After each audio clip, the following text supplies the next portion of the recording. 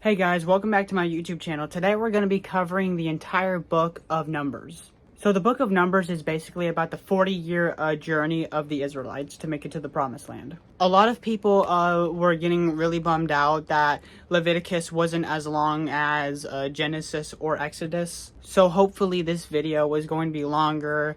Hopefully. But before we get into that, please make sure to like, comment, and subscribe because a bunch of work actually goes into a bunch of these videos. And it would really make my day if you did that. So please like, comment, and subscribe. Now sit back and relax as we cover the book of Numbers. So God instructs Moses to count the Israelites, specifically the men who can fight. So each tribe sends a leader and the total amount of soldiers are counted. The Levites don't count because they're set aside for religious purposes and religious duties. And then God gives Moses instructions on how each tribe should camp around the tabernacle. And for those who do not know what the tabernacle is basically a tent house of worship. Each tribe is set around the tabernacle and different directions of the tabernacle. So north, east, south, and west. And the Levites, they were just around it. And then Moses takes a census of all the Levites that are dedicated to the tabernacle. Then God tells Moses to appoint the Levites to help the priests, Aaron and his sons. In taking care of the tabernacle, the firstborn of all of Israel had originally been dedicated to God. But now the Levites are set apart in their place. And then the Levites are divided into 3 families, which were Gershon, Kohath, and Merari. Each family has specific duties on how to take care of the tabernacle and transport it. The Kohathites are responsible for the most holy items like the altar and the ark. The Gershonites take care of curtains and coverings, while the Merarites handle the frames and the boards. And then God proceeds to tell Moses that if someone is unclean or they're just something between the lines of unclean, they're supposed to be sent out of the camp. For example, someone who has leprosy or has committed a sin. And there was also rituals to determine what would happen between a husband and a wife. Like, for example, if the wife was being unfaithful or anything between the lines of that, they would hold a thing to determine whether or not she was guilty or faithful, or to prove her innocence or guilt. And then God basically tells Moses to tell them of something called the Nazarite vow. I could be saying that wrong.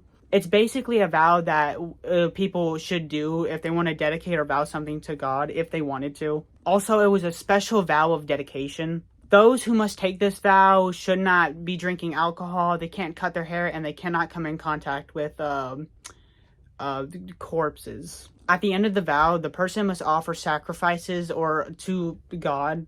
And then the chapter ends with the God basically giving the people the Aaronic blessing, which is basically God telling Aaron and his sons to bless the people. And then the leaders of the tribes go to the tabernacle to basically give gifts like silver and all that good stuff. And then Moses basically keeps tabs on it. So yeah. And the gifts are used to support the work of the tabernacle. And then basically God tells Moses to purify the Levites, and the Levites are going to be served as a wave offering. And then the Levites are dedicated to spending the rest of their time in the tabernacle rather than serving the firstborn of Israel. After this, the Levites are ready for their duties and also the start and the beginning of their jobs or their service. God then commands the Israelites to celebrate the second Passover because they left the land of Egypt. The Israelites keep the Passover, but some aren't able to do it because they're unclean. And then God gives them special provisions to last them over the Passover.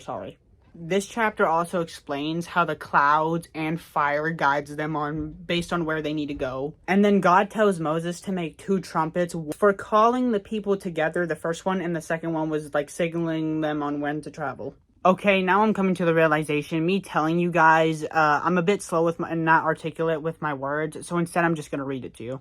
God instructs Moses to make 2 silver trumpets for calling the people together or signaling them for travel. The Israelites set off on Mount Sinai, following the cloud, and they begin their travel or their journey down towards the Promised Land. The people of Israel march in order. When the tribes following their designed banners, Moses asks his father-in-law Moab to join them, but he refuses. The Israelites complain about their hardships, and some even long for the food they had in Egypt. God is angry with their complaints and sends fire to burn some of the outskirts of the camp. The people cry out to Moses, and he prays to God, asking for help. God tells Moses to gather 70 elders to assist him. Then God sends quail to feed the people, but he also sends a plague as a punishment for their complaints. Moses' sister Miriam and his brother speak against Moses because of his marriage to a Cushite woman. They question why Moses has special authority, and God becomes angry with them. God calls down to the tent of meeting and rebukes them. Miriam is struck with leprosy for speaking against Moses, but Moses prays for her healing. She is healed in 7 days. God then tells Moses to send 12 spies to explore the land of Canaan. They spend 40 days in the land, and when they try to return, they report that the land is indeed good, but it is full of powerful people and cities, and 10 of the spies are afraid that they cannot conquer the land, but Joshua and Caleb encourage the people to trust God and go forward. The people rebel, and they refuse to enter the land. The Israelites grumble, and they wish they had died in Egypt rather than face the danger in Canaan. God becomes angry and tells Moses that he will destroy the people. Moses intercedes for them, asking for mercy. God forgives, but declares that everyone over the age of 20 who complained will not enter the promised land. Only Joshua and Caleb will enter. The people will try to enter Canaan on their own, but they are defeated by the Amalekites. I don't know if I'm saying that right. God then gives Moses instructions for various offerings, including burnt offerings, grain offerings, and drink offerings. He also gives instructions on how to deal with unintentional sins. If someone sins unintentionally, they might offer a sin offering. The chapter also includes a reminder of the Sabbath law and the command for the people to wear tassels on their garments as a reminder to obey God's commandments. A man named Korah leads a rebellion against Moses and Aaron, questioning their leadership. Korah, along with Dathan and Abiram, and 250 others challenge Moses' authorities. God punishes the rebels by causing the ground to open up and swallow them. Fire also consumes 250 men who offered incense. The people of Israel are afraid, but Moses intercedes, and the plague that follows kills 14,700 people. To confirm that Aaron is God's chosen priest, God commands that the tribe being Aaron's staff from the tribe of Levi miraculously buds, blossoms, and produces almonds, showing that Aaron is the true high priest. Moses keeps the staff as a sign for his people. The Israelites are fearful and repentful, but God reassures them that he has chosen Aaron. God gives further instructions to the priests, Aaron and his sons, and the Levites. The priests are taking care of the tabernacle and the offerings, while the Levites are there to assist them. The Levites are not given inheritance of the land, but they are supported by the offerings of the people. The chapter also explains the responsibilities of priests in reciting or receiving the offerings. The Israelites again complain about the lack of water. God then proceeds to tell Moses to speak to a rock and water will flow from it. Instead, Moses strikes the rock twice with his staff. Because of his disobedience, God tells Moses that he will not be able to enter the promised land. The people of Israel journey to Edom, but the king of Edom refuses to let them pass through the land. And then the Israelites continue their journey and complain again about their hardships. God sends venomous snakes to punish them. And then many people die, and then the people repent. And then God tells Moses to make a bronze serpent and to put it on a pole. And then anyone who looks at it being bitten will be healed. And then the Israelites continue their journey, and they defeat several kings in battle. The king of Moab, Balak, is afraid of the Israelites and asks the prophet Balaam to curse them. Balaam initially refuses, but God tells him not to go. After some convincing, Balaam agrees to go with Balak's messenger. On the way, his donkey sees an angel and stops, and Balaam strikes the donkey. God opens Balaam's eyes, and Balaam's donkey speaks to him. Balaam goes on to meet Balak. And then Balaam continues to bless the Israelites as God commands and to refuse to curse them. Balak is frustrated, but Balaam insists that he can only do what God allows. This chapter shows that God's will cannot be stopped. Balaam continues to speak blessings over Israel. He prophesies about a future king who will rise from Israel to defeat the enemies. After this, Balaam returns to his homeland.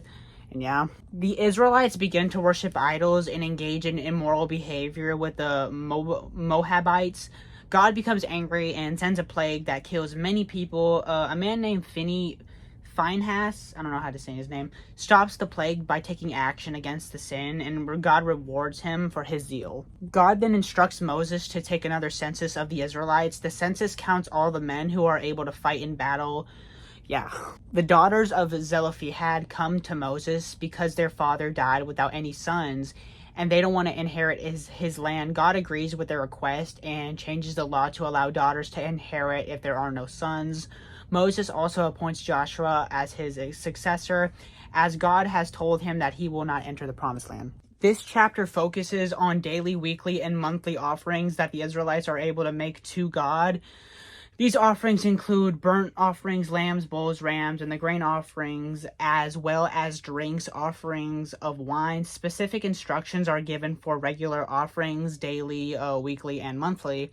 But these are offerings must be made at the appropriate times. In addition, the chapters outline the special offerings for the Passover, the Feasts of Weeks, the Feasts of Trumpet and the Day of Atonement, and the Feasts of the Tabernacle. Each of these feasts is to be observed as holy days of worship, and specific sacrifices are required during these festivals. The offering for these feasts are served to maintain the relationship between the Israelites and God, marking the seasons and key moments of their religious life. Okay, now we're on chapter 29. This chapter continues with the offerings for the annual festivals, emphasizing the importance of observing these sacred occasions. The chapter provides additional detail for the Feast of the Trumpet, the Day of the Atonement, and the Feast of the Tabernacles. Each festival in a time of worship, celebration, and reflection on God's provision and deliverance. It's also highlighted that during the Feast of Tabernacles, the Israelites are to offer special sacrifices.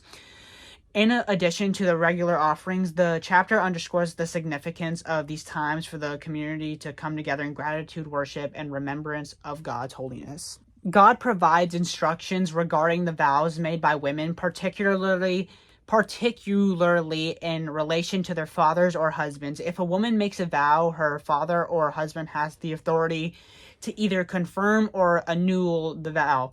If the father or husband annuls the vow, God forgives the woman and the vow is not binding. The chapter also clarifies that if a woman's vow is not annulled by her father or husband, she must fulfill it. This law emphasizes the authority of male figures in the household, while also ensuring that vows made by women are taken seriously and are in alignment with God's will. God commands Moses to take vengeance on the Midianites for their role in leading Israel into sin at Baal of Peor. Moses gathers an army of 12,000 men and 1,000 from each tribe, and they go to war against the Midianites. The Israelites are victorious, killing the kings of Midian, along with many of their people, and destroying their cities. After the battle, the Israelites take spoils, investing livestock and captives. Moses is upset because the soldiers spared the women and children, and he orders all the women who had been involved in the sin of Peor to be killed, along with every male child. The virgins are spared, and they are distributed among the people of Israel. Moses then instructs the soldiers to purify themselves and the spoils, which is a reminder of the need for purity in the camp. This chapter concludes the allocation of the spoils from the victory, as well as a special offering made by the soldiers. As the Israelites approach the promised land, the tribes of Reuben and Gad and the half of Manasseh, I don't know how to say that word, approach Moses with a request to settle on the east side of the Jordan River in the land of Gilead. This land is fertile and suitable for the livestock, but Moses is initially upset because he's fearing that their request signals a lack of commitment to entering the promised land with that and the rest of the people. However, the tribes promise that they will help other Israelites conquer the land of Canaan. After their help in conquest, they return to the land on the east side of Jordan. Moses agrees to help with their request, but he emphasizes that they should uphold their responsibility to fight for their brothers, and if they fail in this, they will be held accountable. This chapter provides a detailed list of stages of the Israelites' journey from Egypt to the plains of Moab, where they are about to enter the Promised Land. The list covers the location of where they camped and the significant events that took place at each stop along the way. It also serves as a record of God's guidance, protection, and provision during their long journey through the wilderness. Okay, we're on chapter 34 now. God gives Moses instructions about the boundaries of the land that the Israelites are to inherit once they enter Canaan. The land is to be divided amongst 12 tribes, and specific boundaries are outlined for north, south, east, and west. This chapter also lists the leaders from the tribes who will assist in the distribution of the land. God commands that the Levites be given 48 cities within the land of Israel, with 6 of these cities designed as cities of refuge. These cities are for individuals who accidentally commit manslaughter and need a place of protection from revenge. The cities of refuge are intended to ensure that justice is served fairly and that those who are unintentionally cause harm are protected from being killed in retaliation. Okay, everybody buckle up, because this is the chapter of the book of Numbers. In this final chapter, the issue of the inheritance of the Zelophehad's daughters is revised. They had been granted the right to inherit their father's land, but now there is a concern that if they marry outside the tribe, the inheritance will pass to another tribe. God instructs that the daughters of Zelophehad must marry with their own tribe of Manasseh. It's Manasseh. I feel like I'm saying that wrong, probably. To preserve the inheritance within the tribe. This law ensures that tribal inheritances remain intact and that the land remains in possession of the correct families. The chapter concludes with the daughters of Zelophehad obeying this command and marrying within their tribe. Originally, I was going to end the video here, but then I was like, why not finish the rest of the Torah? So now we're going to be doing the book of Deuteronomy. I'm going to be going into detail in the book of Deuteronomy, so it's going to be super detailed, and I'm going to explain some of it so you can understand. In this chapter, Moses begins his farewell speeches by addressing the Israelites and renewing their journey from the Egypt to the wilderness. He reminds them of how they were led out of Egypt by God and were on the verge of entering the Promised Land. However, due to their fear and rebellion, they wandered into the desert for 40 years. Moses recounts how when they first arrived at the border of the Promised Land, God commanded them to send spies to scout the land. The 12 spies returned with a report that commanded them to send spies to scout the land. Sorry if I'm stuttering so much. The 12 spies returned with a report that the land was indeed good, but 10 of them feared the inhabitants were too strong to conquer, while only Joshua and Caleb had faith that God would help them overcome. Because of the people's lack in trust in God, God's anger was kindled, and he declared that the entire generation, except for Joshua and Caleb, would not enter the Promised Land, but would die in the wilderness. Moses also talks about the appointment of the leaders from each tribe to help manage the people, as the burdens of leadership were too great from one person alone. He recalls the entire Israelites initially agreed to go to the Promised Land, but then rebelled against God after hearing the bad report of the spies. Moses emphasizes the failure of the people to trust God. Moses emphasizes the failure of the people to trust God, leading to the disobedience and the wandering for 40 years. He recalls how the Israelites fought against the Edomites and the Amorites during their journey, eventually reaching the plains of Moab. Moses urges the people to remember God's faithfulness and to not repeat the same mistakes. Moses continues by describing the journey of the Israelites through the wilderness and their passage through the territory of Edom, Moab, and Ammon.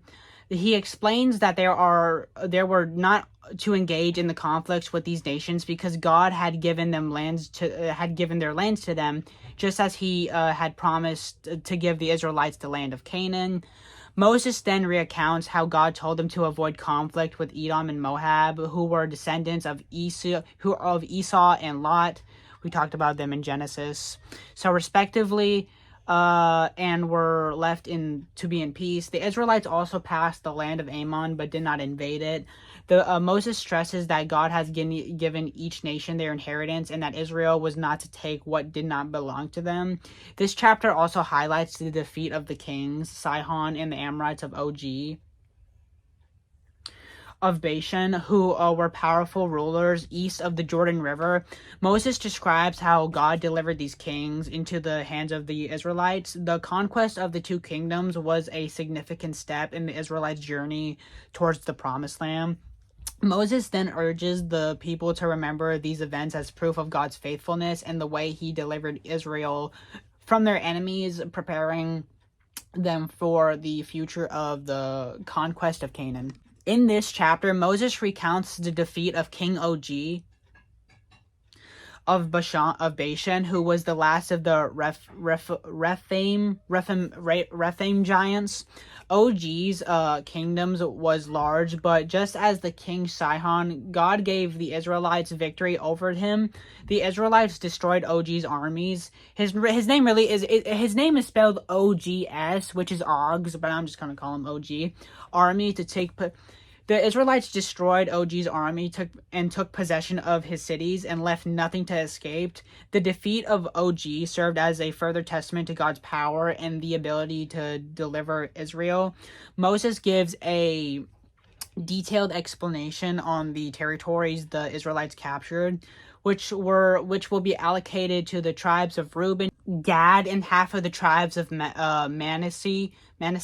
He emphasizes that the land of east of the Jordan River, which had been conquered, would be their inheritance. Moses also talks about how Joshua was appointed as their leader to take Israel into the Promised Land. Moses himself would not be permitted to enter. Moses pleads with God to allow him to enter the land, but God refuses and commands him to continue leading the people in the wilderness. Moses urges the people to be strong and courageous because Joshua will lead them to victory just as God led them in the past. Also, sorry if that was a bit long. I'm trying to give you guys detailed explanations on these books of the Bible. But please know if these videos are getting too long, just know I'm only trying to educate you on God's word. And yeah, thank you. Moses urges the Israelites to obey God's command and to live prosperously in the Promised Land. He recalls giving the 10 Commandments at Mount Sinai and warns against idolatry.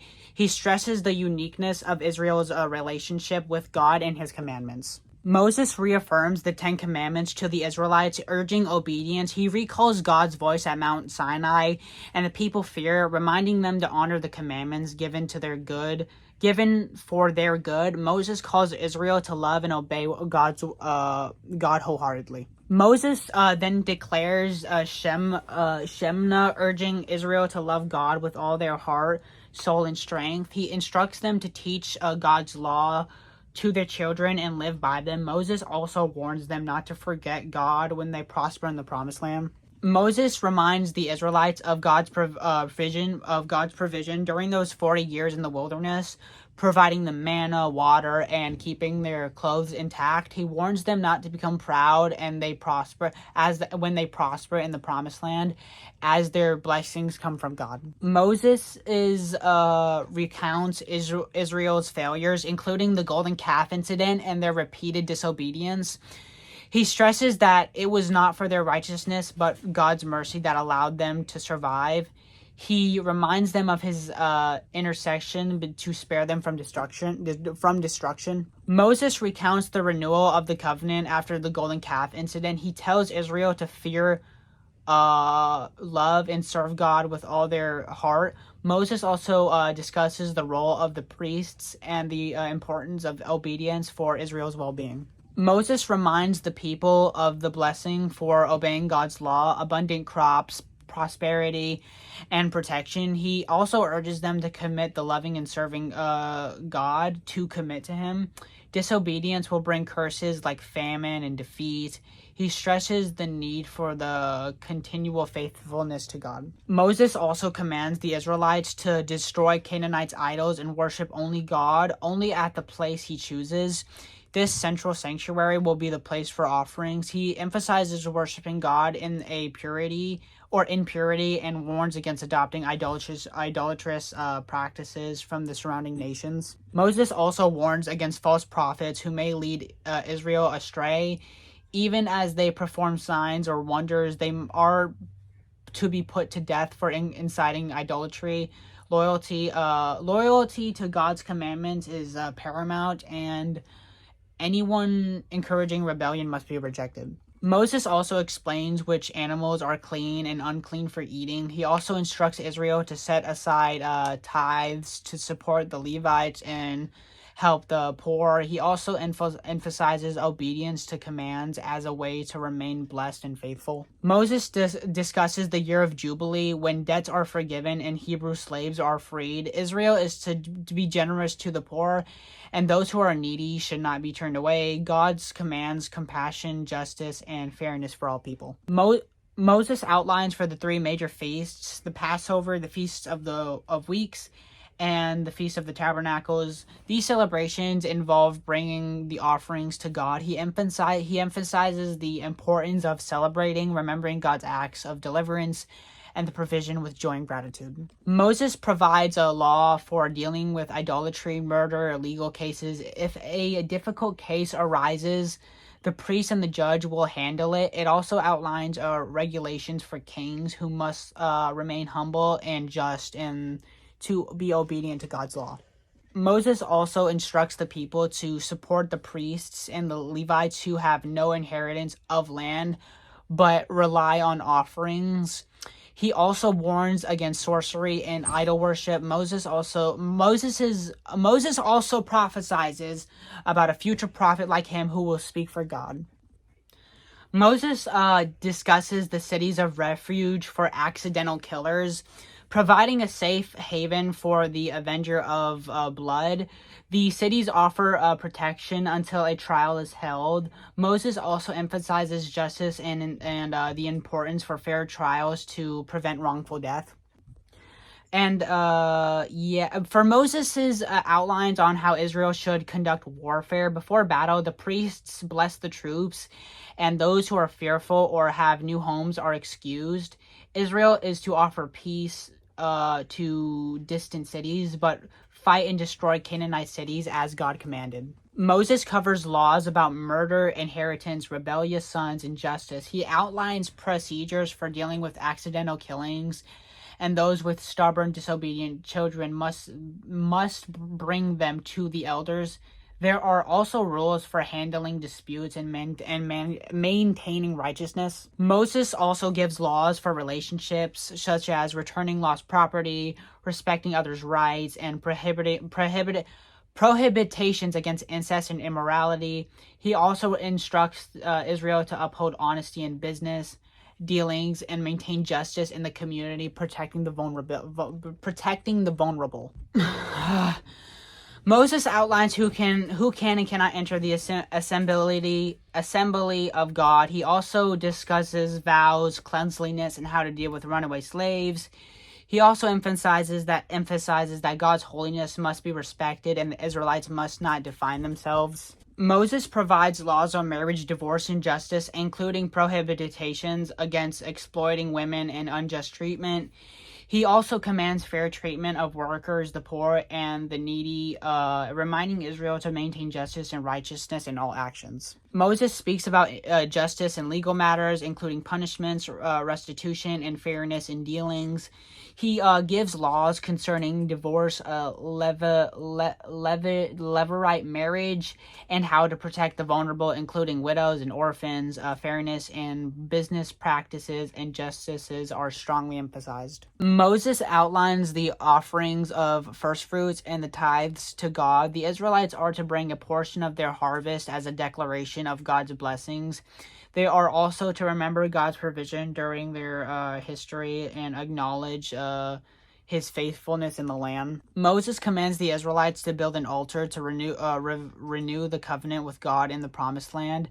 The people must affirm obedience in God's laws. He speaks of all the blessings for obedience, curses for disobedience, urging Israel to follow God's ways. Moses also describes the blessings for obedience, including prosperity, victory, and abundance.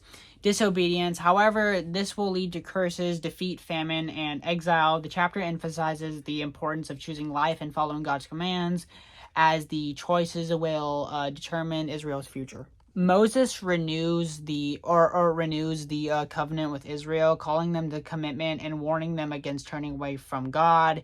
He speaks about the consequences of breaking the covenant, but also the possibility of restoration if they return to God in repentance. Moses lays before the people a choice between life and death, urging them to choose life by loving God and obeying his commandments. He stresses that the obedience will bring blessings and a long life in the land. Israel must make the choice to follow God. Okay. Moses blesses each of the 12 tribes of Israel, offering prophetic words about their future. He praises their strengths, encourages them to remain faithful, and speaks of God's protection and guidance in the coming years. Moses climbs Mount Nebo and views the promised land one last time, but God tells him that he will not enter. Moses dies. And then Moses climbs to Mount Nebo and views the promised land, but God tells him he will not enter. And then Moses dies. And God himself buries Moses. So to this day, no one knows where Moses is. And then the people mourn Moses, and Joshua takes over as the new leader of Israel. And that is the entire book of Numbers and Deuteronomy. I thought I might just go ahead and cover Deuteronomy because I originally I was supposed to do the entire Torah.